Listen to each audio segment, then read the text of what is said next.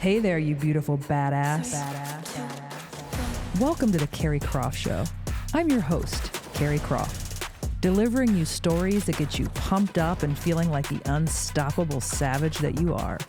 So grab your coffee, put on your game face, and let's do this thing, baby.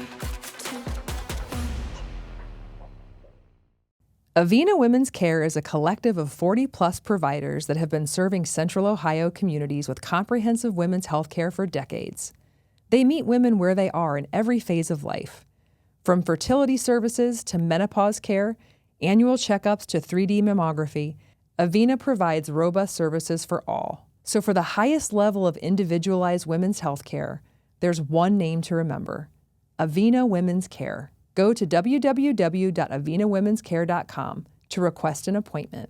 Be sure to tell them Carrie sent you. Ready to elevate your self-care game? Boss Gal Beauty Bar is a modern med spa offering everything from cosmetic injectables, lasers and microneedling, to medical-grade facials and skincare. Conveniently located in Clintonville, Grandview, Powell, and Easton, making self-care a priority has never been easier. Use code CROFT for $25 off your first visit. Ever wonder what lasers really do for your skin? If you've been on the fence, now's your chance. Join us for Donaldson's educational laser event, Shed Some Light, September 25th in Dublin and September 27th in Lewis Center. Meet the experts, see the treatments in action, and get your questions answered. Plus, if you're a first-time client, mention the Carrie Croft Show and you'll get $100 off your first purchase. Don't miss it.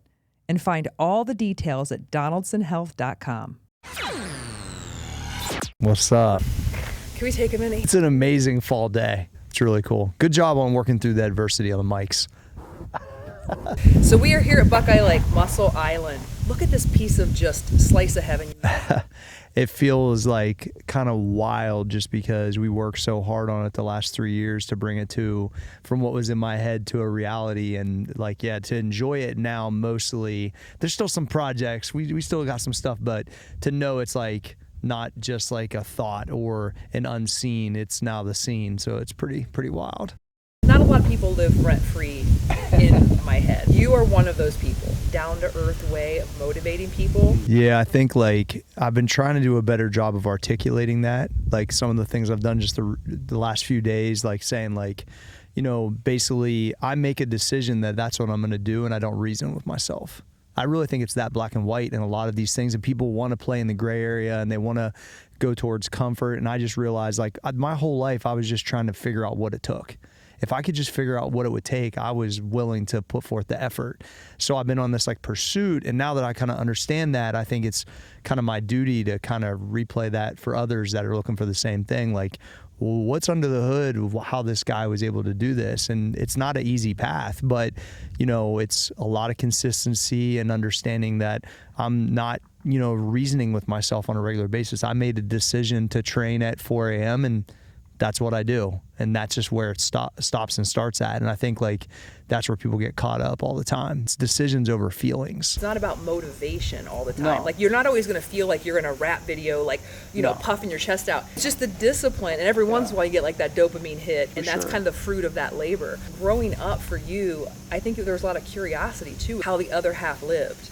Oh, constantly. Because I would see little things like even in my town, like the guy that was, he was a coal miner, but then he spent all his, or invested all his money to start like a little mini grocery store. And like, I just saw like, okay, well, he used to work with my dad and now he's doing this. And I could see, and then his brother-in-law also started a store. And then I saw this family of the last name's Dorsey. They started these little chain. It was like the sister had a store, the brother, and they started building this little kind of mini empire. And I was friends with one of the kids. I played basketball with them, and I was just watching how their family was moving. And I was like, this is just so different than what I'm experiencing. And so they were the one that had the Nintendo and the pool and the four-wheelers, and like, to me, felt like they was rich, right? But they were just moving differently. And so I was always there, and they had no clue I was even paying attention. And as I got older, I got a chance to share that with them. Like, yo, I was watching. And what I understood from that is I'm watching kids watch me. And so it's like, my area I'm in has way more money, way more stuff going on, but I'm still operating way different than most people. And so I can see certain kids that are asking certain questions. So I'm recognizing that kid in the network that might be one of my kids' friends or kids from the gym or whatever. They're watching and seeing something different with me. And so it's kind of cool because I can see like I'm that person now, I feel like. It's pretty awesome. No, you are that person, but you're like, what resonates so great whenever I see you like on TikTok and I'll see more of you, I'm like, come on, keep going, Cory, because we need to hear more of your shit. Like it always it doesn't work for everybody, but it works for you because it comes from this place not only of just authenticity and just being genuine, but you walk the walk. And it's so appreciate it. It's gritty and it's real, and I think like that's where some people kind of get it twisted up. And I knew that as entrepreneurship grew in this kind of age. Like I've been an entrepreneur since I was 19 years old. I'll be 47 this year, or next month. And it's like one of those things where I'm just this way because of the pain, because I wanted something different. And when it became popular to be an entrepreneur, I was like, people don't understand how hard this is. And so what I'm just trying to do is really showcase not the 1% better per day, because that's a fucking lie, because that math doesn't even work.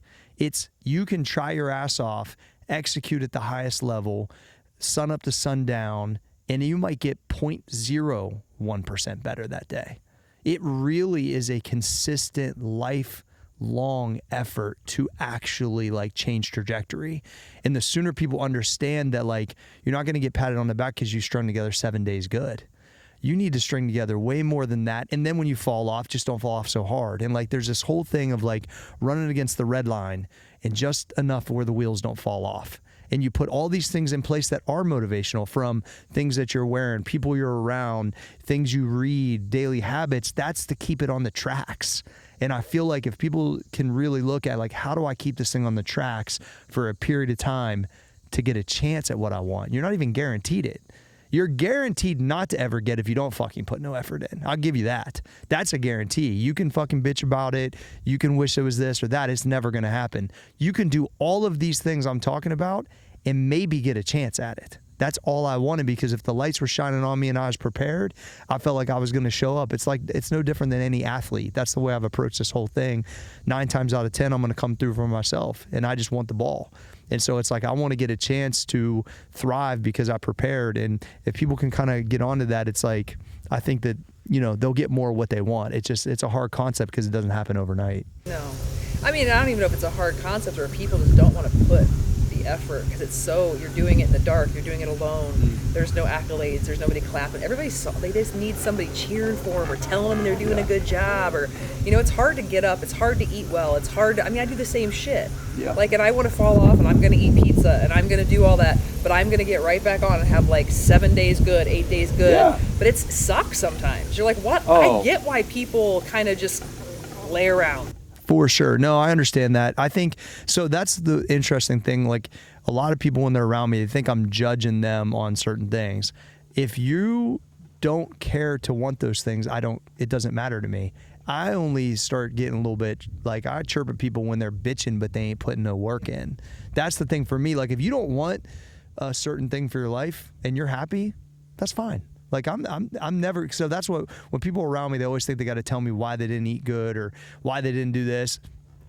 Usually when I'm in those social situations, I just want to talk about the game or whatever, because I'm trying to also relax a little bit. But the reality is, I don't really think anything. I'm just really worried about running my own race. Now, if you're bitching and you're clearly not doing anything, I might chirp at you. But if you're wanting to like look under the hood and be like, yo, what does this really take? Then you can decide whether that's something for you or not. I knew I just needed a chance to see like what the path would be. And I was willing to do, and I'm still willing to do what's required. But, you know, that's not everybody's take. So I just think, like, I just really wanted to know the black and white of, okay, how can I change this whole situation?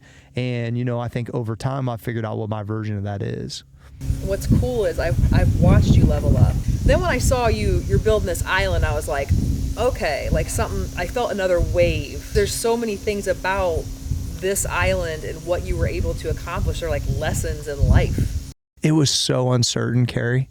Like, I can't tell you it, and that's part of, like, it would have been so easy to dismiss. I know nothing about building anything.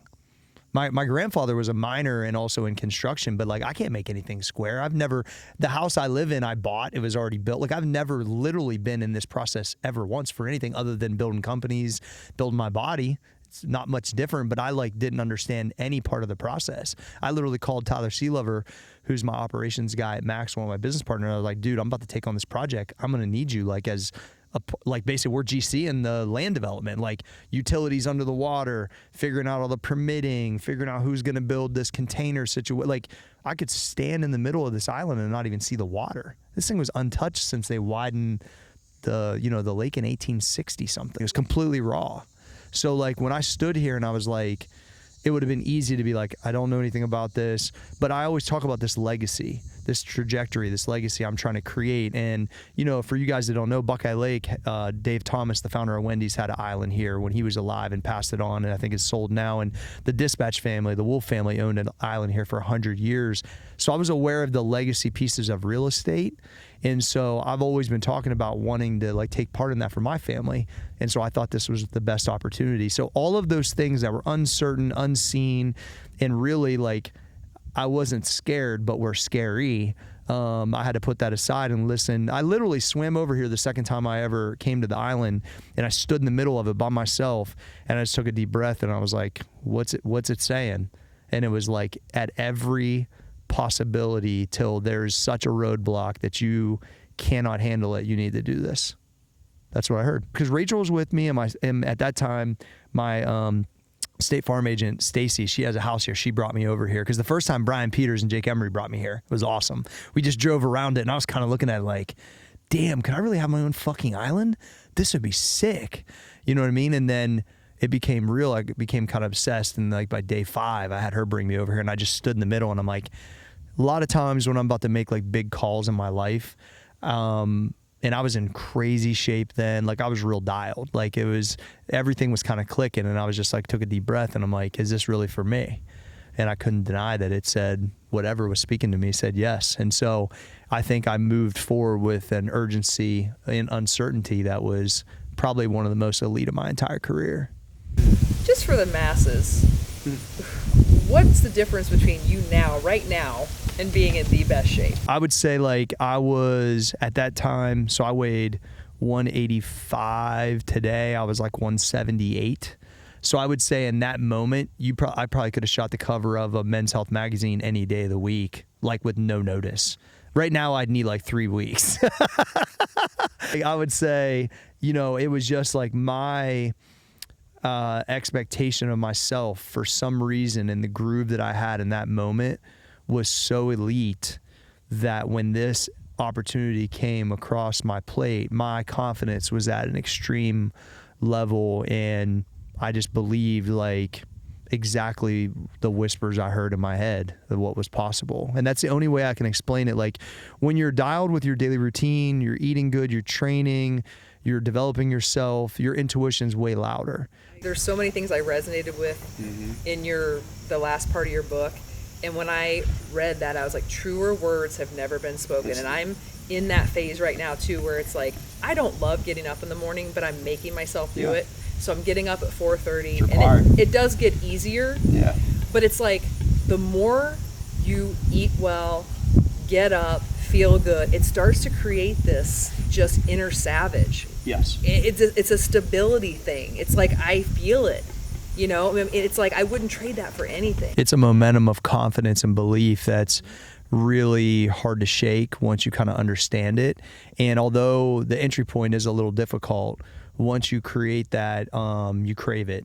And I noticed that about myself for years, and I've been in and out of pockets of it, but my plan was to stay as close to it as possible. So when those opportunities do come across my plate, that I can take advantage of them. If I'm 220 heavy powerlifting mode, I don't know if I make the same decision.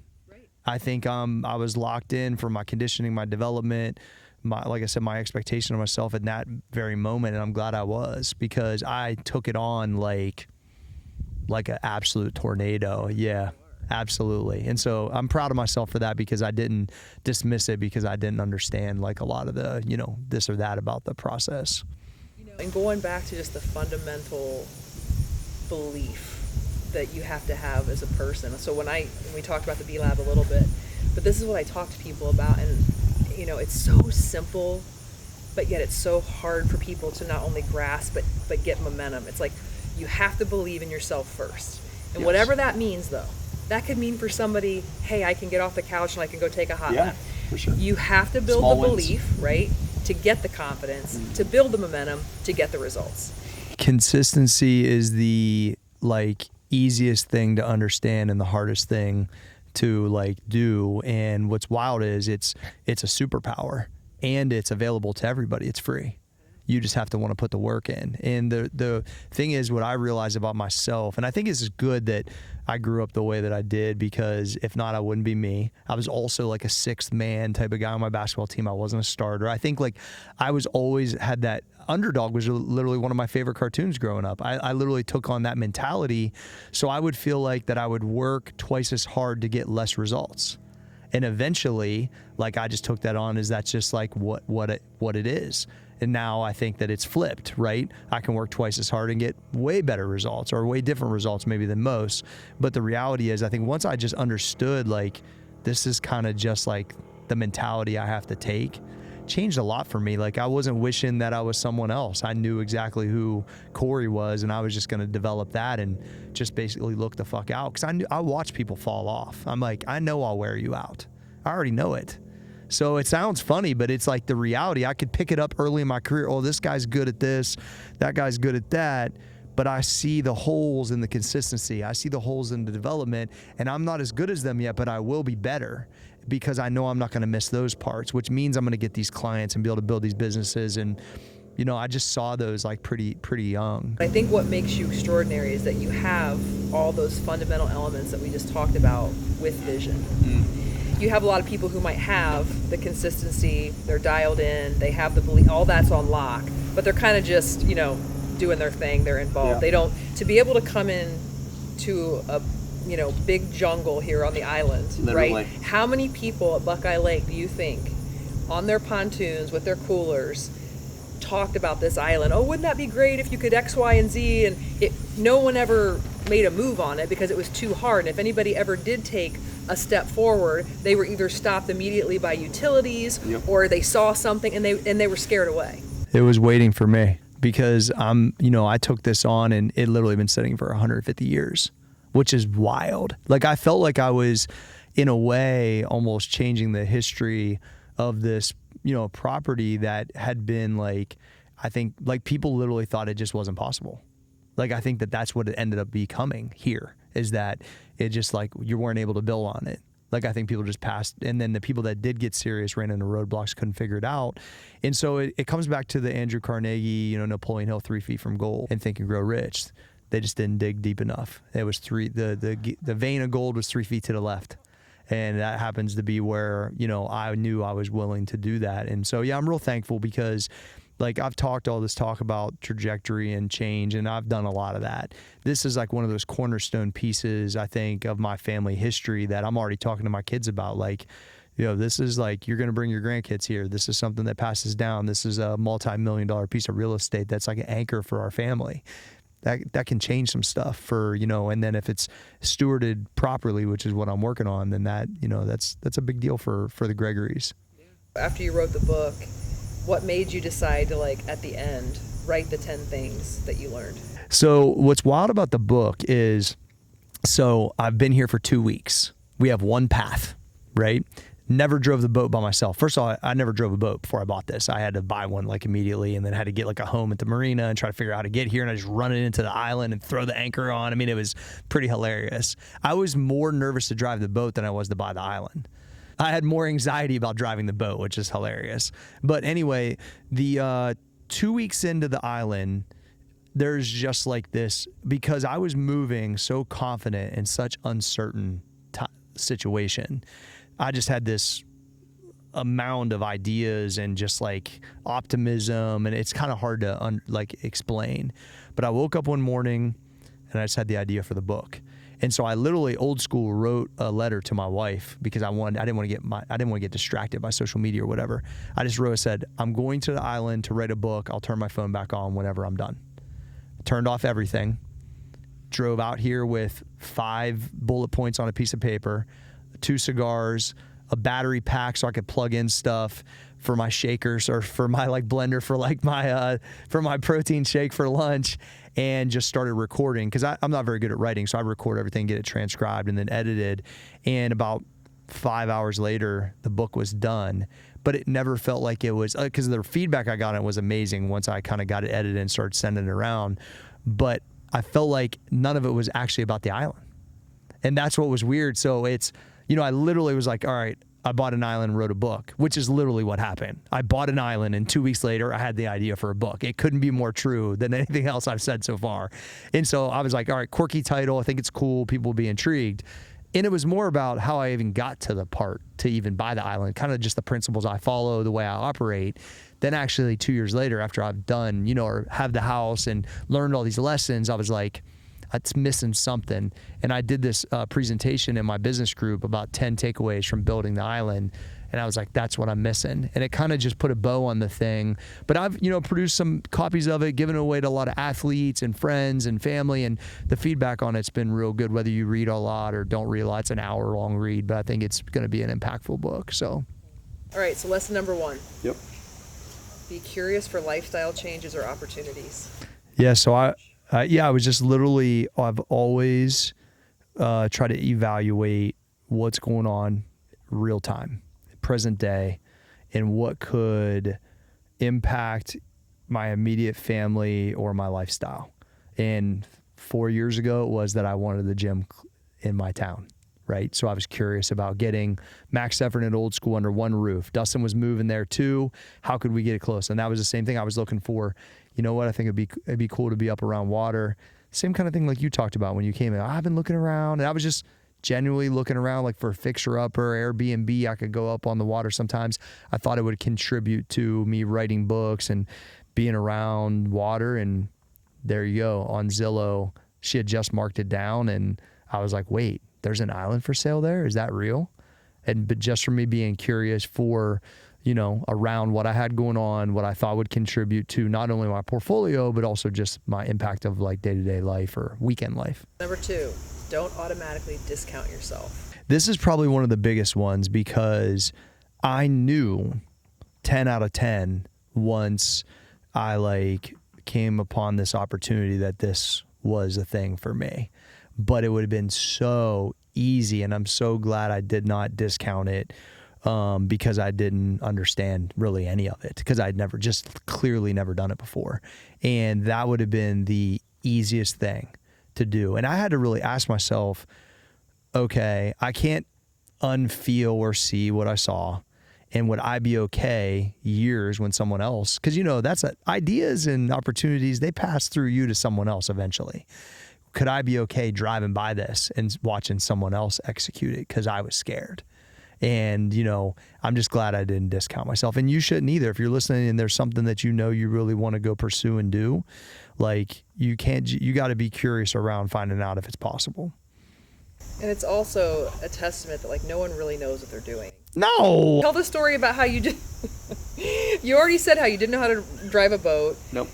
All this is foreign to you. And then you just told me rolling up here that you got in a canoe and we're helping save someone. Family, they're like, yeah. oh, this guy looks like he knows what he's doing. Yeah, 2 years, you know, I bought this in July of 23. I had no clue how to drive a boat, dock a boat, nothing. It was a shit show. I was running in the stuff, whatever. I had like the Honda Civic of boats. I got 2 work boats and 1 nice boat now because I can actually drive a nice boat. But it was a train wreck. And like, yeah, just this last week, there was a family outside of the island stuck, and I canoed out and helped them get it started and, you know, fix what they had going on. And it's like, you know, everyone starts as an amateur in everything. Yeah. And eventually, if you have enough reps at it, you get proficient. And that's, you know, it's funny is now if I look at a piece of land, I'm like, oh, I could build something there. I never thought that before this, but you barge everything over, you figure out utilities, you figure out true land development at the hardest possible spot of all time, which is on an island. And, you know, your confidence grows on, you could build pretty much anything. Number 3, daydream about the possibilities. Yeah, I would say that when we were talking a little bit earlier, like that's one thing that, you know, I really grabbed from being around Arnold Schwarzenegger and reading about Arnold Schwarzenegger, but then actually working with him. His visualization and belief and daydreams about how he wanted his life to be has zero cap. Literally, they say it, but like he lives it, right? And I think by being around himself, Tiger Woods, Louis Simmons, some like real like game changer, industry, one of a kind type of people, all three of those guys, I would argue you use their first name and people know who you're talking about in the respective categories, right? And to see how they kind of operated, the way they visualized, the way they'd be curious and question things, it all rubbed off on me because I was like, I already kind of am that way, but it made me believe it even more. I would come away from dealing with Arnold and be like, why am I second guessing these or what's possible? And really seeing it. See, that's the thing. Like, I knew, like, from watching these Netflix shows, I was like, I want to do a shipping container house.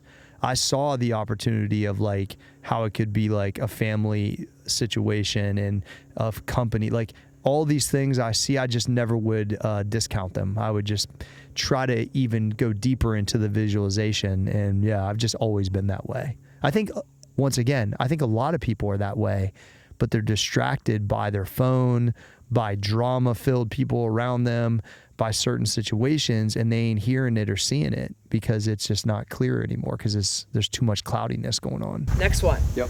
Look for bottlenecks. Yeah, I think in any opportunity, especially when it's super uncertain understanding about what you're embarking on, like I went right to, why is this still sitting here? Wait, I'm not the first guy that probably had this idea, right? So what's the bottleneck? Do I have the resources? Do I have the capacity? Am I willing to do what's required to get through the bottleneck? And is it a 3 feet from gold situation, which is probably what I anticipated, and it was. And so did I have the people in the network? Was I willing to go the extra stretches and put in the time to figure it out? All of those things were very true, but I went right at the bottleneck right out the gate. Did you cry at all during this process? I mean, when I had my party, I think I kind of cried. You were here. Well, I don't know if you were here still when when Morgan played, because I even had like that vision, like we're going to launch the island, have all of my friends and family here. Morgan's going to play a set. Like all that stuff was like in my initial vision of like once I started getting moving on. And I just remember I was on the microphone getting ready to like try to say some like cool stuff, but it just didn't really come out. I just said, "Mama, we made it." I bet you that was really cool though for everyone to see you vulnerable like that. Yeah, it wasn't like a hard cry, but. When's the last time you hard cried, Cory? You know, my grandfather passed away a couple years ago, and I would say like probably once a year I'll get a good cry just because I miss him. He was so impactful. Listen to intuition, number 5. Yeah, this is something I'm like borderline obsessed with because I think that you got to figure for probably 20 years of my career, I've been eating pretty much the way that I'm supposed to, right? The way everyone knows how they should do it. But I think when you don't have your insulin jumped all over the place and you're training and you're actively like in growth mode, meaning you're listening to intentional books and material to get better in the early morning hours while you're actually eating good and training and optimistic and positive mindset, all of these things, I think intuition is extremely clear. And I've had pockets in time in my life, and this happened to be one of them when I came upon this opportunity where just, you know, it was loud and clear on a bunch of stuff. And I think that it's a faculty of a human being that they just are, some people are aware of and super into it. Some people think it's some woo stuff. I just say, well, I keep listening when I hear it and it keeps working. So I think that everyone has that gut feeling, internal voice. I think a lot of people go against it. I think some people don't believe in it, but you know, whenever a lot of those things are aligned, I think it's pretty easy to listen to. Stress and inflammation take a toll on your body and your wellness. Relax, restore, and rejuvenate at Panacea Luxury Spa Boutique.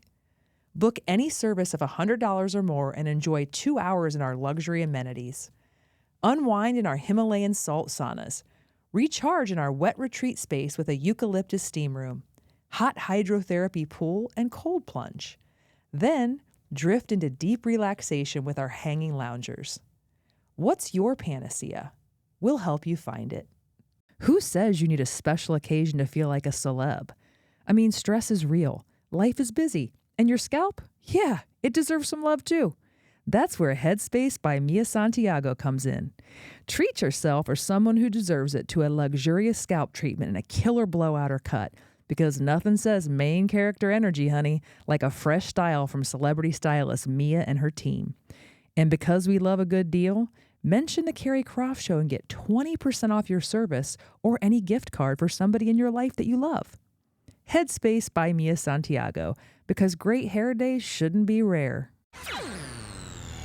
And I feel like the older you get, the more wise and discerning you get.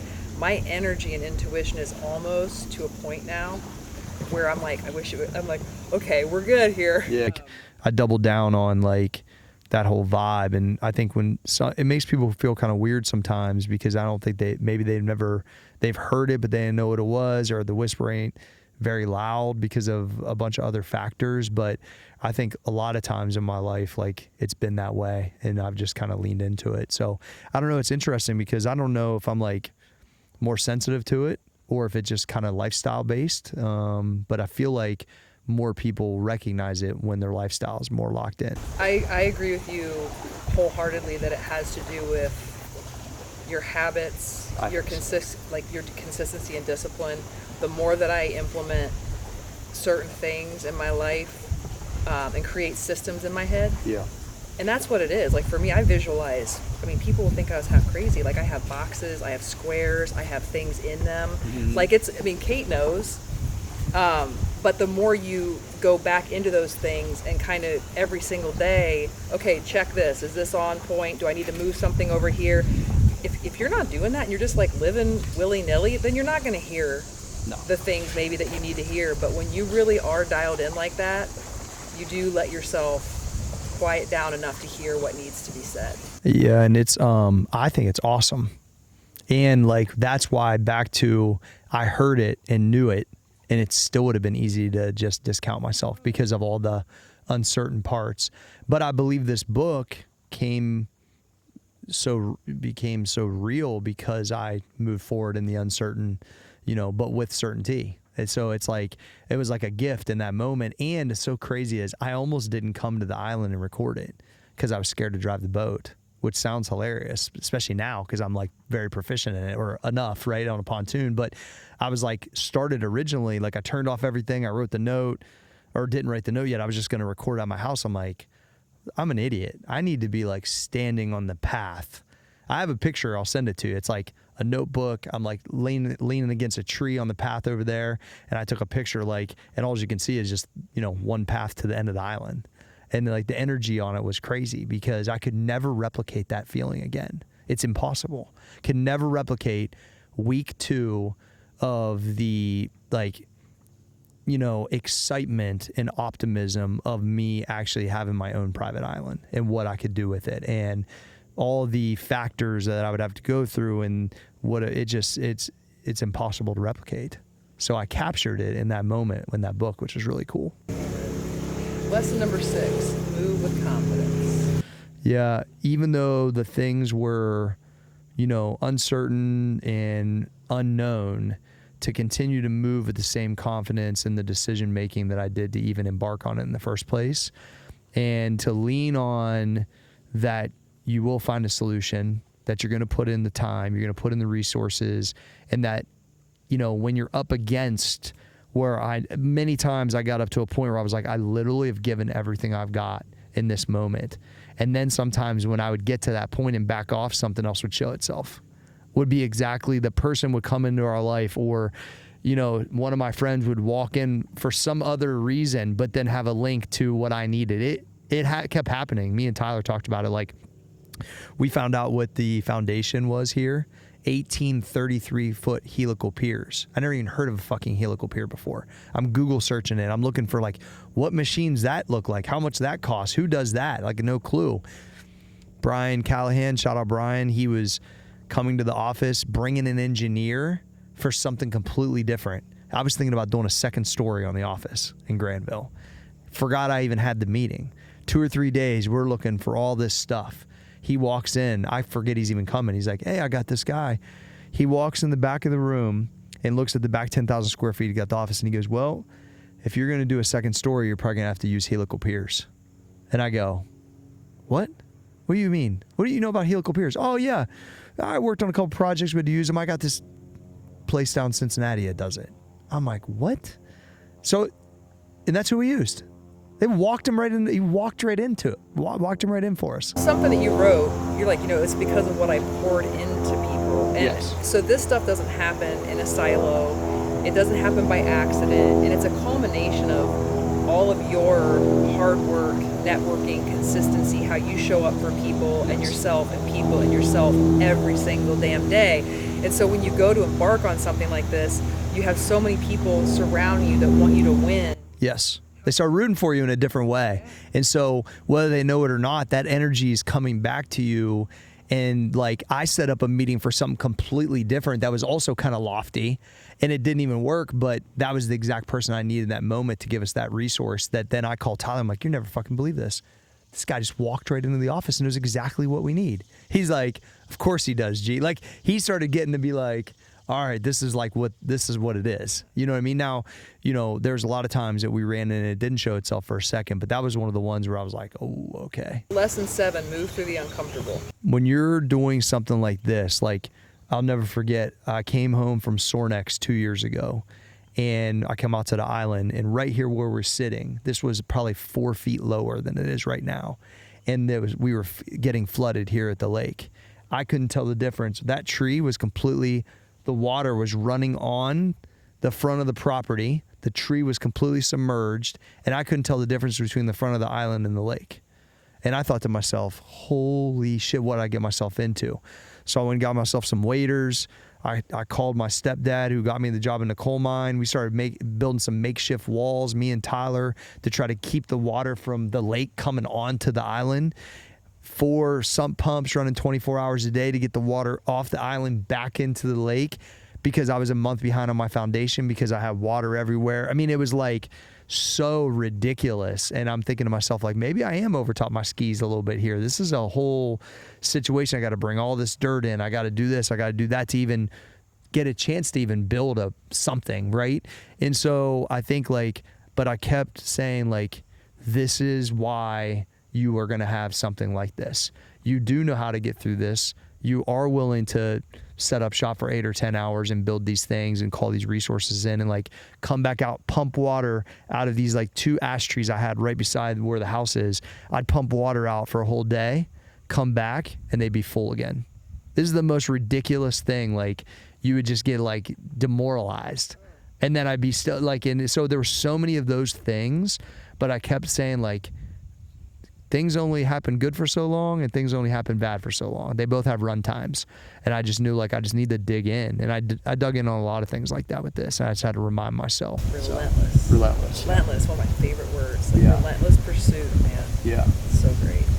Lesson number 8, law of attraction and visualization. Yeah, I would I visualized sitting on it. Now I can sit on it.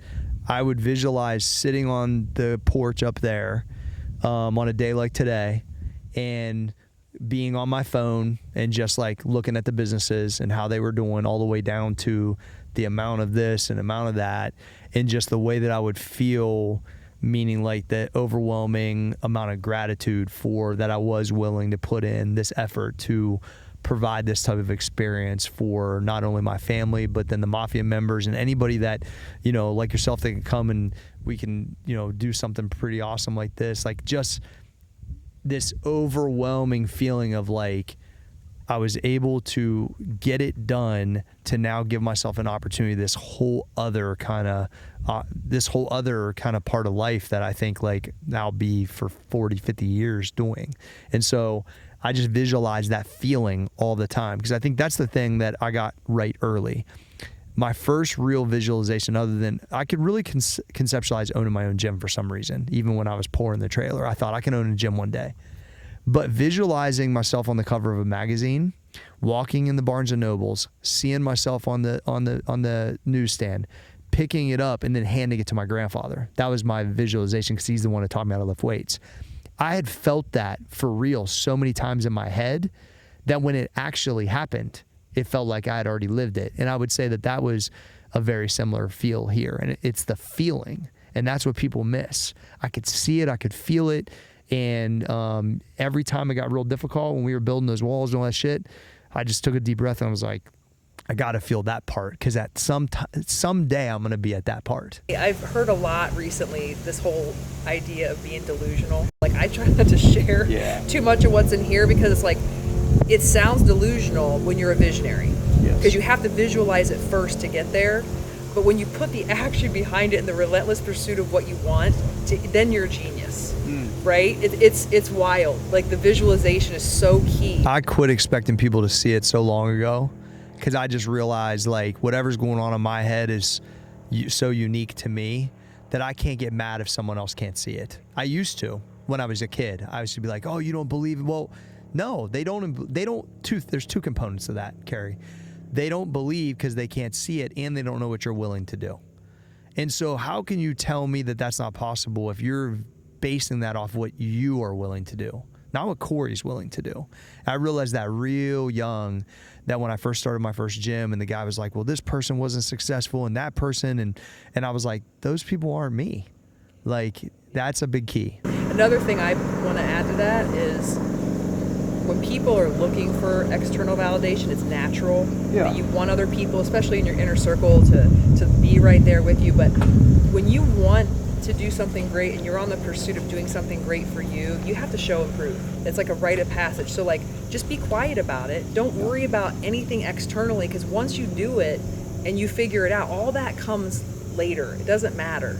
The execution's where you're going to get, people are going to be like, oh, okay, there was something like real special going on, like with this level. And I saw that happen with kind of some even local or other people I knew that like were pretty high level in business. They saw me execute this and they knew that I clearly must have understood more financial stuff or just the way that I operate. Like, I got some nods for sure from some people that like I interacted with, but they could tell like, oh, there's something different going on there. And so that was cool. Lesson number 9 is financial IQ. Yeah. Challenging, like, this is one of the things that I strived for since I was a kid. Like, I just, my mom was in survival mode. No one around me really understood money. And I will go to my grave on this. Like, if people who fuck with, like, understand money have fucking money. And if you don't fucking have money, you might not understand it. And so don't make it a taboo subject. Don't avoid it. Fucking teach yourself money. It's not the root of all evil. It just highlights if you're a good person or a bad person anyway. So the reality is, if you have more money, you can help more people and you can help your own damn family. If you're already a fucking douchebag who isn't good to people, it's just going to highlight that too. So like cut all that shit out. And if you do not have it, you do not understand it probably. And so I would be like, yo, the people around me don't understand it. I need to understand money. I'm going to mess it up. I'm going to do some things right. But at the end of the day, the financial IQ has to grow. It has to fucking grow. And when it grows, then you can pass it on. Pass it on to the game with the people around you. Pass it on and steward it right with your family on the next generation or multiple generations. Somebody has to understand it in your family lineage, or they can't teach it down. There's so many ways to learn shit now, especially with the internet. Like, there's no reason not to like up your financial game. And so like normal talk around me has money involved in it. Like at my office, we talk about stocks, we talk about crypto, we talked about real estate. Like, it's not like a weird subject around me. Like, you have to understand money if you want to have fucking money. I mean, put a little input into Chat GPT. What are the top 10 things I need to know to increase my financial IQ, Facts. yo? Like, it's just important. And so like people dodge this thing like the plague, because they're upset that either their IQ isn't a certain point, or they don't have enough, or they don't. Fucking quit all that. Like, you gotta like be uncomfortable to understand it. So I would ask questions during this process. Yo, if I get these utilities on, can I get an appraiser out here to tell me exactly what it's worth, so I know exactly how I got to execute it? Once I got that executed, can I get loans against that? If I get a loan against that, can my dividends pay for this? Can I do, like, I was asking all these questions and I was right the whole time. but I had never been through the process. But although I've been teaching myself, and I wanted the opportunity to test my financial IQ. You know what I call what you did? It's like the fiscal bob and weave. Yeah, it's exactly what was happening. I was fiscally bobbing and weaving, and along the way, getting validation from people that were helping me with the process that also started to root for me because they saw exactly what I was doing. And so, like, you know, I just started investing like in the stock market and stuff like probably 12 years ago. And so I had been building myself a good dividend portfolio and understanding securities and buying a little bit of real estate. And like, then it was time to make a big boy move, on a project like this. And I was like, I had my shit in a line in a row, and I was able to execute on it. But the whole time I was still, you know, having advisors and having people help me. And yeah, I'm just real thankful that when I did have an excess of money, that I was investing it properly. I wasn't just fucking it off on cars and whatever. Sold that Rolls. Yeah, I did sell the Rolls Royce when I found the island because it was at service and they asked to buy it back the next week. And I took a deep breath and thought, that's hard. It's hard. Yeah, it's hard to get rid of the Rolls, but I can always buy another Rolls. I can't buy another island. I got another one now though. I'm good. Lesson 10, last but not least, it worked out better than the visualization. That's what's so cool on a lot of the stuff that I've done in my career, when it turns out even better than you could have hoped. And you're so glad. Like, people ask me a lot because they know just from a bird's eye view, like how much work and time and how long the amount of time it's taken, if it's worth it. And I would say every fucking day it's worth it. It's worth it. All the bullshit, good, bads, and differences, all worth it because my life is mine. It's mine, and I've now been able to like blaze a trail for my family where my kid's making money on YouTube already. He's building businesses. Like, this is what he saw. Yeah, there's resources out there, but he was seeing it in his own house. And like, now he's reading How to Raise Your Own Salary and Think and Grow Rich, and he's asking me these questions. And he's looking at me like, Dad, you already got these answers, don't you? Yeah, you've been living inside of it this whole time. You just didn't know because it was normal. But that's what I was trying to do, was I was trying to take what I saw and make that my norm. And so those conversations, like, I'm super proud of, because then like I'm just providing a lane where my kids can go do what they want to do. I don't care if they want to be teachers like my wife or a business owner, whatever. I just want them to get a chance that they're not rushed, that they can say, I want to do this with my life, whatever that is. That's all I want. And the freedom to choose. Take your time, choose. You still got to work hard. This is my money, ain't your money. Like, Rachel says that shit all the time. Like, just don't get it twisted. I know you guys think, but we're going to live for a long time. So, I mean, that being said, I've read Bill Perkins' book, Die With Zero. And so I have some concepts on that type of stuff too. On like, I'm not waiting until I'm 70 to give somebody something. Like, that doesn't make no sense to me, because what are they going to do with that, right? But the reality is just that understanding of like, you've now been provided the access to be able to take your time, go to school or not go to school and do this. But, you know, I'm hoping not to demotivate because of what's been provided. But the reality is they've been seeing what's possible. And what's possible is really cool. I mean, you're going to have to balance that. For sure. Because your kids are going to be fed and you weren't. Yes. And that's kind of the riddle. Because in one hand you want to give them everything, but you don't want to satiate that hunger and that fire. I've had this conversation with several of my friends who were from Lima, and their single parent raised them and didn't have a pot to piss in, and now they're in a different situation, and their kids are in a cushy environment, in a great Columbus suburb, and it's like, you can't, they just don't have kind of the same, but you can find a balance, right? Well, I mean, I drop my kids off at school in a Rolls Royce. Like, shit's different, right? My mom, like, I mean, I think I had one door handle on my car that worked. Like, it is different. But I will tell you, like, I don't expect a replay of the angry trajectory kid. It's impossible to replay. But it's, obvious how it got here. And so I think like that hasn't changed. Like, my way I operate is like just like a norm in my house of like getting up super early, being disciplined. And like, they know as they get older, they're like, I see what's starting to happen. Like, they do what they see, not what you tell. You're right? modeling for them. I'm modeling it. And so I'm thankful that as of now, it looks like that they're falling in line how they would want to go through the world, and they're taking things from me and their mom both. But yeah, I knew that there's no way that they could have the same hunger, but I just want them to have their own version of what it is, to once again just go build what they want to build. So I'm seeing that early already with AG, and it's been awesome. So circling back around to how you are moving and you evolving, talk about like where are you with Max Effort and the business? Like what are you really into right now? Yeah.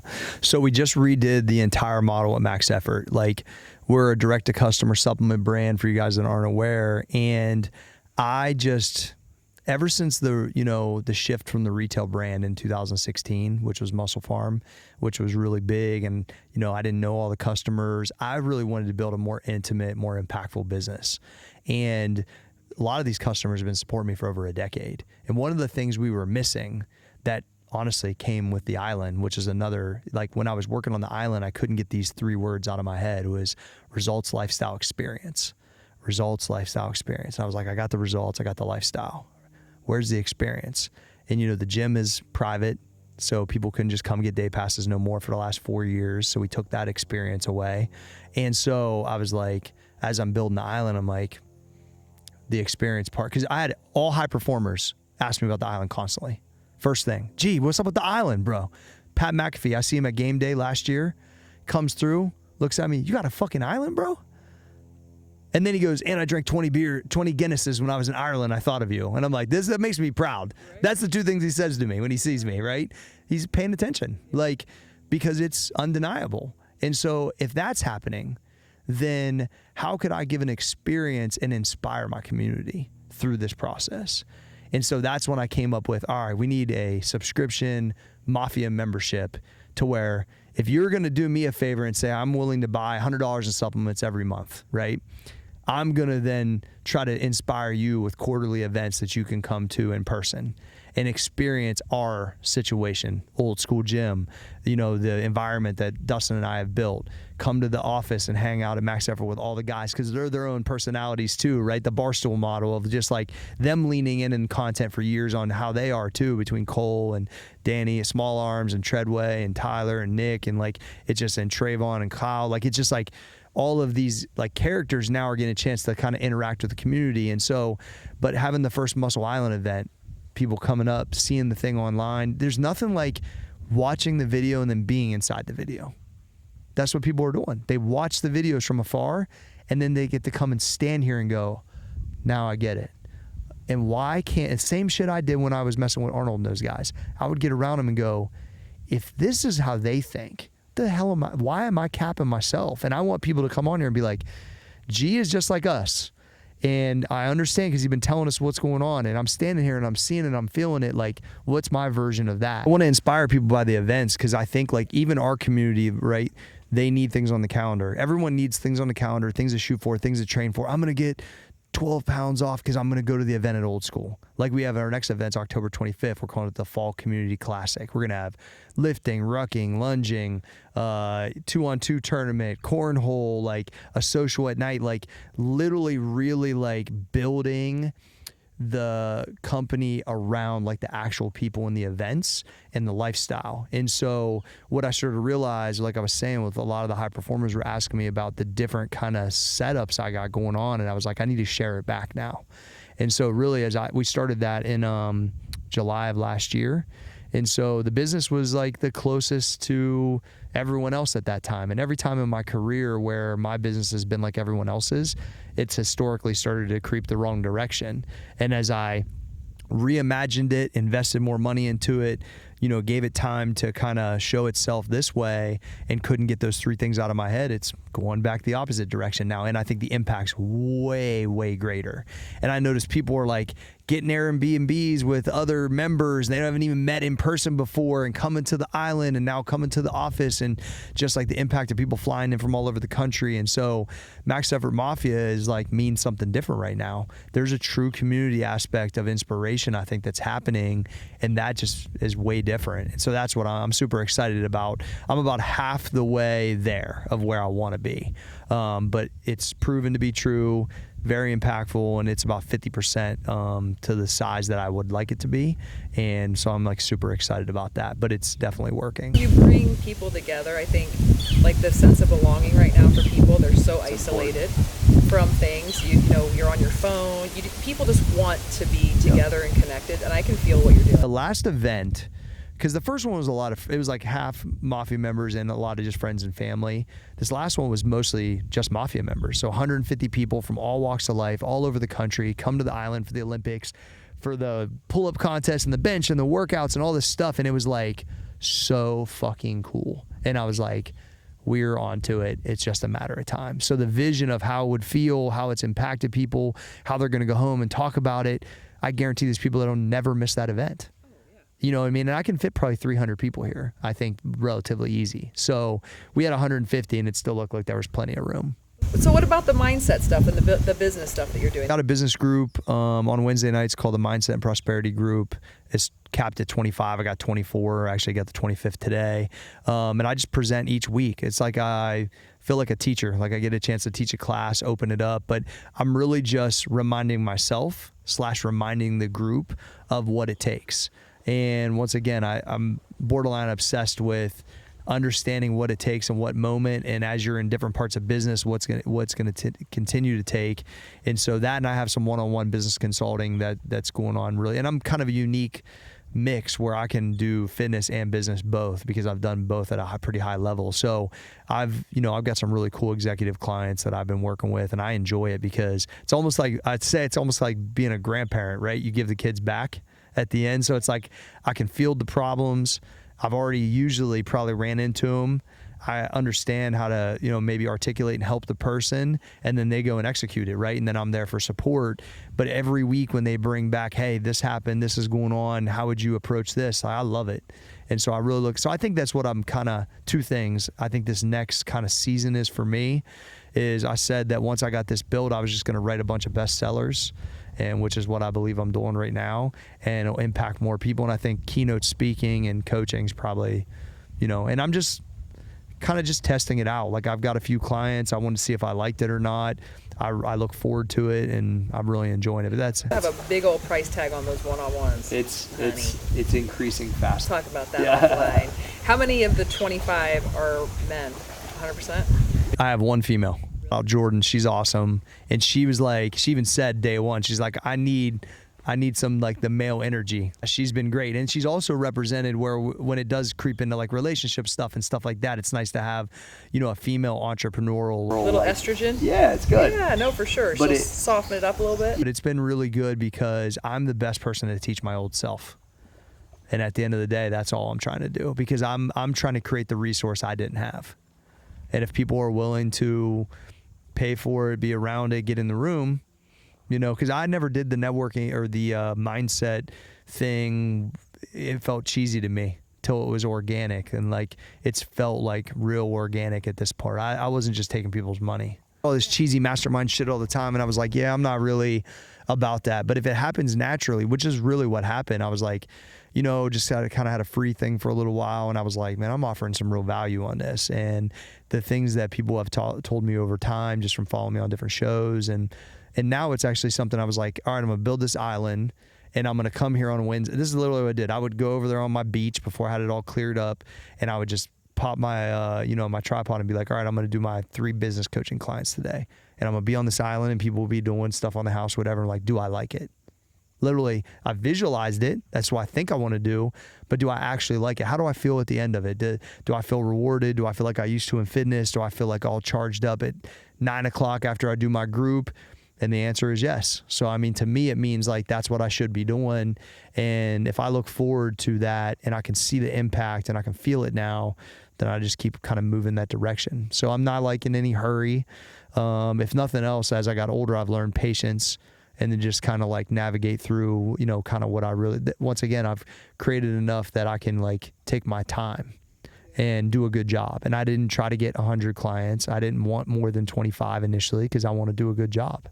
And I feel like I'm doing a great job. And so I look forward to it and just kind of going from there. In the world where so many people are selling scale and trying to just be big and it's empty, you know, you are actually someone who is truly doing it from the nucleus, from the core, and doing it right. Appreciate that. One of the questions I ask myself a couple questions pretty often is, how do I want to operate and what's enough?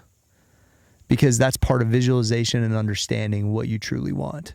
And I think if you don't really know where you're going or what you want, then how the fuck are you ever going to get there? Like, you typing in what to the GPS? Nothing.